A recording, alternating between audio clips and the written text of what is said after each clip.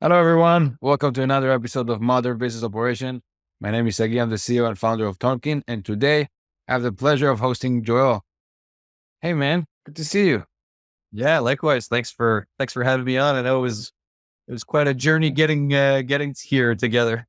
Yeah, no, I'm excited. So, Joel is the founder in consulting principal Pure Procurement, and we kind of had the chance to work together on several other things. But I think that your story and how you got to where you are is very interesting. So I would love you to tell more about it. But also, you run a bunch of other social presence and newsletter, and you're a big voice in the space of procurement. So again, thank you for joining.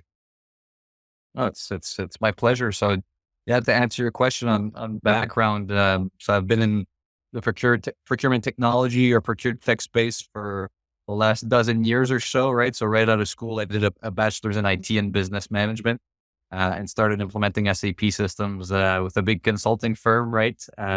As one does, coming out of school and did SAP MM. When SAP bought Ariba in 2012, started implementing Ariba systems as well and helped grow the practice, and eventually led the source to pay practice in Canada for the SAP practice in the firm I was working with. And yeah, eventually left on my own about 5 years ago, a solo consulting practice, just to be able to keep broadening those horizons, right? So to get more exposure to solutions like GEP, iValua, Coupa, et cetera, right? So on the source to base suites that sit on top of those ERPs, and then other pure play solutions such as Tonkin, and everybody else who's playing in the different verticals in that procurement value chain, right? So whether it be spend analysis, sourcing, contract management, purchasing, supplier relationship management, or supplier portal, supplier networks, like it's really the past 12 years, I always try to thread the needle from one project to the other to try to get as much breadth and depth as possible in that value chain. So that's kind of my story and the objective that's driven, or the story that drives everything that I do. That's awesome. Let's spend a few minutes on the core and the core and pure procurement work and the things you guys are doing. And there's a new newsletter that you're running, and there's a lot of I see you on LinkedIn a lot, and getting a lot of traction. And maybe talk about it, if you don't mind, in the from the lenses too of the procurement tech golden age that I feel Yep. kind of happening right now. There's always feel like the enterprise, there's like it's in waves.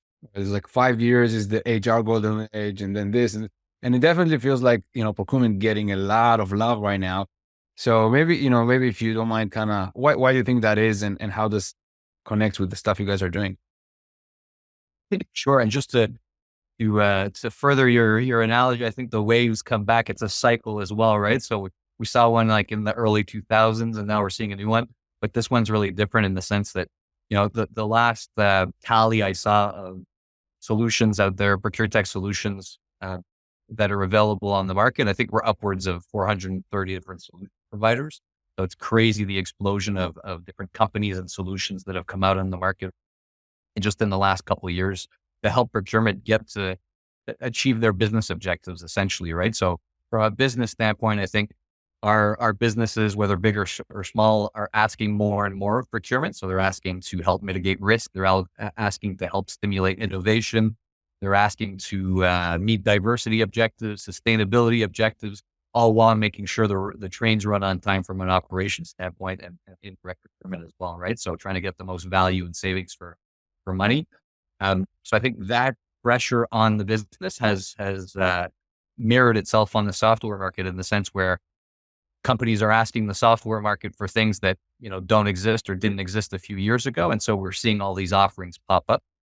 And from my point of view, starting posting on regularly on social networks, and putting the procurement newsletter together was trying to help folks navigate, so help procurement professionals navigate this brave new world, right? Of, you used to have to pick between two or three solutions, and that's all that was available for procurement, to a complete paradigm shift where we've got over 400 solutions and you can't analyze them all. Not all of them are good for you. And so you need to change your approach, right? And so I'm really all about trying to coach procurement professionals around that approach, around developing their digital literacy and not having to rely on IT all the time, but also, encouraging that partnership between IT and procurement as much as possible. Because to me, the procurement organization of the future is digital first, meaning that, you're not designing a process, without considering technology there in the first place. And you're designing with technology in the picture, you're developing skills of your people so that they're all technology literate, as I was mentioning. So it's really about around having that digital first mindset within all the levels of your procurement organizations, and then executing on that with a roadmap, with a vision, with a set of capabilities that you need to achieve your objectives. And then technology comes and enables and facilitates those capabilities that ultimately allow you to perform at a much higher level as an organization. And you mentioned, what I find always like funny or um intriguing is, especially, being in the tech industry, and always thinking, okay, where is the world going to? How do we improve? And you look at stuff like AI, obviously, has been creating a lot of waves in the last year or so, with new capabilities, with large language models and so on. But then the dissonance for me is that, I don't know if it's a phrase, but it should be a phrase, that the enterprise world really just end up running on, the Oracles and the SAPs and so on and so forth. Like, you come to the actual day to day, and you talk about digital mindset, and and digital transformation as a concept Yep. is something that's been around for a while. Um, what's the reality of it though? Like, is it actually, how do you kind of reconcile the progress in one hand to where the market is actually at? Yeah, in operations, it's a great question, right? So, because I think you're right. Like, if you go into any organization today, or most organizations, right, unless you're starting a new manufacturing company from scratch, and there you're starting digital first, you have this technological and uh, people baggage, right? So like, you have your senior category managers, you have your directors, and they don't have that digital background, that digital mindset first, right? And so for me, like, the big dichotomy, or the big thing that for me from big firms uh, didn't work for me, at least when I connected with folks in operations, was like the procurement transformation, right? The 2-year program, 10, $20 million that's going to flip you from zero to hero, right? That to me, I mean, sometimes you need to do that, right? But most of the time, I think the other piece is incremental, ruthless incremental progress with your team and operations, right? Because you're running the ship. You have to deal with all the fires that you have to extinguish from day to day, and you want to get better over time, right? So to me, it's really implementing that continuous improvement and continuous learning mindset with your procurement team, and then chasing that hard as you deliver on operations, right? So it's not something you're going to do once. You're going to put a lot of money and effort into, and it's going to be done. Really a mindset, and so it takes a long time, right? It takes 5-10 years to start crafting a vision and a roadmap, and then to execute on it, over a reasonable time frame, and to actually adopt those new mindsets, those new behaviors at the organizational level, right? And when I say 5-10 years, I'm thinking like enterprise space, right? It could be quicker if you're a smaller company, but it's really like the hardest part of digital first, and of digital transformation, and of operating digitally is the people, right? It's the knowledge and the reflexes of, thinking about master data quality, which is often something that comes and trips us up, right? Thinking about, business processes, and how we marry that with technology. So it's all these domains of knowledge that are not specific to procurement or any other business function, because the same dynamic applies there, right? There is some specificities in procurement, but largely it's the same dynamic, where I have these people that have 10, 20, 30 years experience, and I'm asking them to change the way they think, right? And that's a hard thing to do. So it's really about, yeah, the culture of continuous improvement, continuous learning for me. That's So how do different. you, so if I need to kind of like extract some, tactical advice on that, right? Because um, I think naturally, someone listening in right now, right, they're thinking, they are on the mindset of, I want to improve. I want to, I Yep. want to make things better. Um, I think there's, we talked about the cycles. You mentioned the cycle. I'm thinking a lot of why cycle exists, right? In the first, like why can you just continually improve all the time? And there's something to say about what you just mentioned with the mindset and culture, right? Sometimes you kind of like need to forget in order to, want it again, or maybe there's a change of guards, or maybe there's just sort of like stagnation in certain level. Then you need to kind of like really reestablish your footings before you can do the next iteration. There's like multiple ways to think about it, but I think, There's and also I think, like macroeconomic conditions that come in yeah, play, right? yeah, Sometimes. absolutely, absolutely.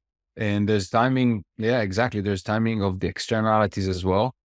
When I'm thinking about, you know, if you to kind of isolate actionable things for people that do want to kind of Yep. make that change and make that transformation, where do you start? Or like, what is the pivotal thing that you see that makes like a digital transformation in procurement or in general successful versus not? Because so many of them are unsuccessful.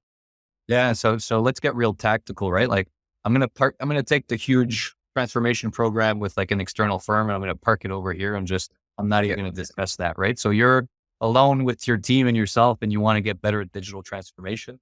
So I would start by listing out a bunch of like, what are your business objectives, right? Is it savings? Is it innovation? Is it risk management, et cetera? And then what are the capabilities that you need to be able to do that? So you need to be able to run X amount of sourcing events per year, per month, what have you. You need to be able to, if you want to cover all your categories, for example, in category management, right? So list out some capabilities that you want to have as an organization to be able to execute on your objectives. And then I would separate those out into small manageable pieces, right? And I'd assign them to folks in my team, right? I'd say, as part of your objectives this year, I want you to own the supplier onboarding process, right? I want you to make that better.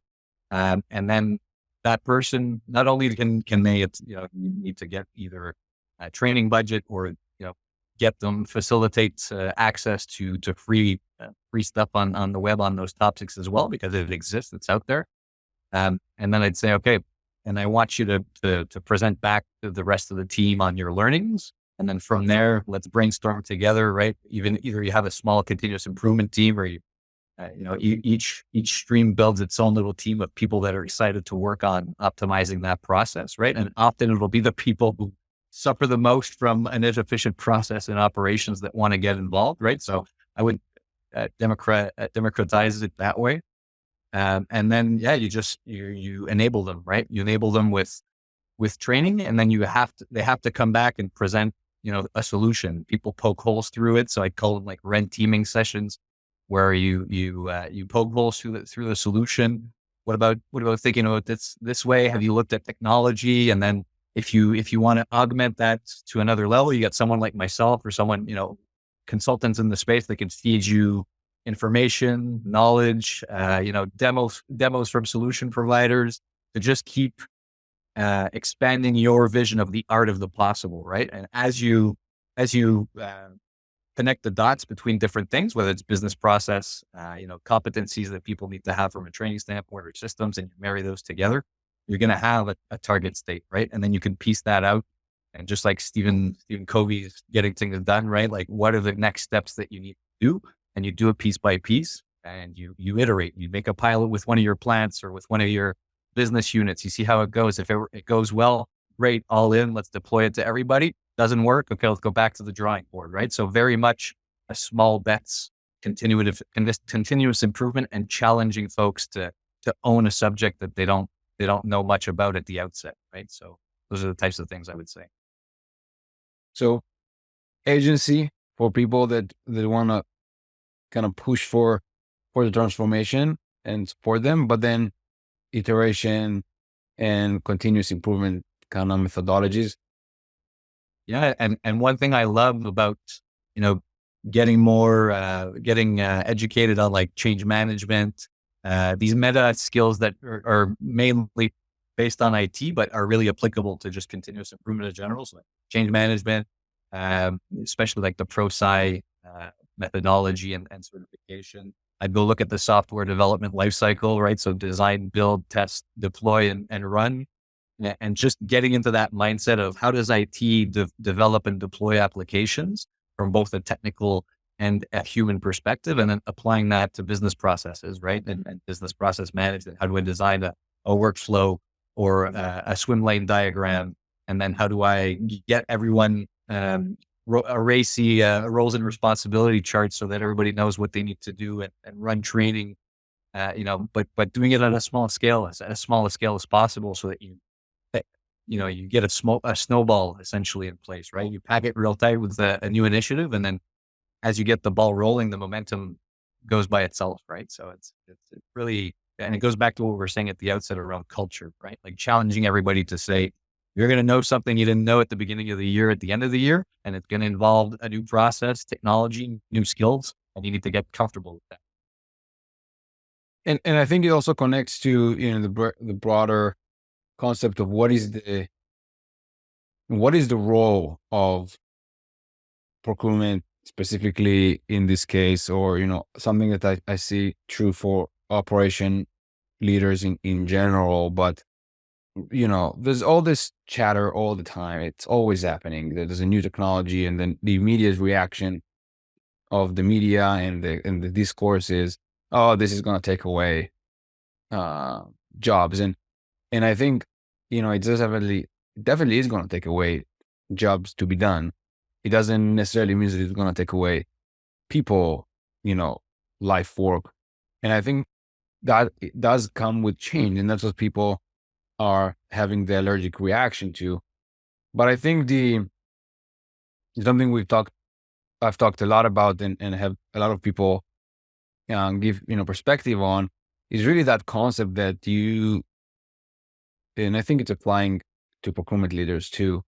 You really should start looking at yourself more of as a product sort of leader, because everything Yeah. is a product now. For And if you procurement have, as a service. yeah, exactly. If you have clients and they had needs, and you need to create efficiency, and you need to find the best way for them to, adopt your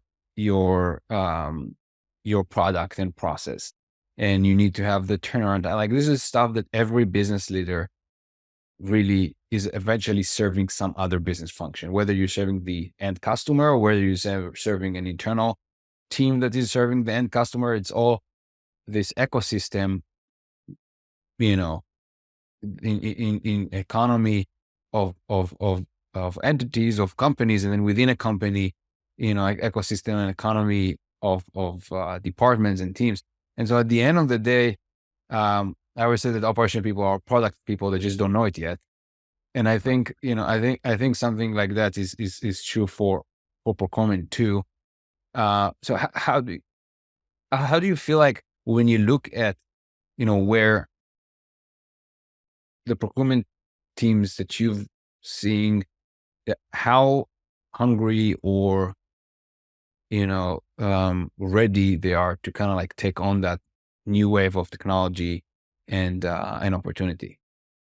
Yeah, so I'm a bit biased because I kind of pick my clients based on that, right? Like, I'll work with you if you have, you have a vision, or you're willing to define one, and you want to define one, and you're excited about technology. And I'm so glad you brought up the fear of losing jobs, right? Because to me, I have like the counter point of view, which is like, if you look at World Bank projections of population, like we're going off a cliff, right? The Western world. Like, I think in Canada, if I'm not mistaken, and I think it broadly applies the same trend to other countries in the Western world. Like, in 2020, I think a third of our population, or 2/3 of our population, is in working age, right? So it's between 15 and 65 years old. By 2050, that's going to go down to 1/3, right? So So, yes, there's going to be a bit of population growth, but it's not very significant. So, we're flattening out our population growth curves.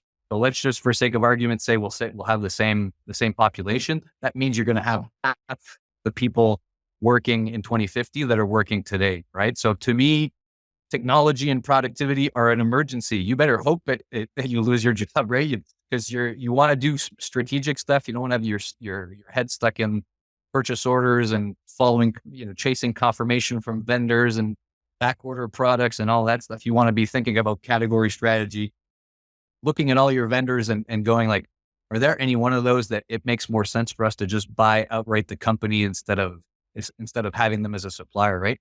You don't have time to do that if you're bogged down in operations, right? So to your point, like you're not gonna necessarily lose people. You're gonna lose people anyways, but it's not because of the technology. It's because of what I just said demographic wise. And for the people that remain, you don't want them to be doing work that can be done by technology. You want them to be doing the strategic work that only humans can do, right? So that's how I would bounce off your question. And yeah, to answer more, directly is I try to pick my clients based on people who see that, who understand it, who are excited about technology. If you can do great things with it, right? If you're systematic about it, if you have a clear vision, but you can also spin your wheels and do stuff that isn't going to generate any results as well, right? So it's a tool. It's like marketing. It can be used for good or evil, right? It's almost like, I really like the way you kind of, put a light on.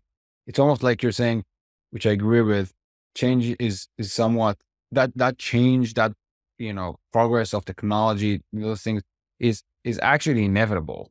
It's not a question of whether it's going to happen. It's a question of, is it going to happen to you? Or are you going to kind of make it happen? Yeah.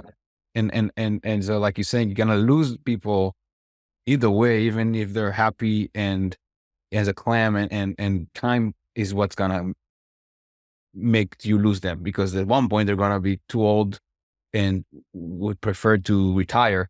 And so now the question is, what do you do with that time, and what do you do with the resources that you have?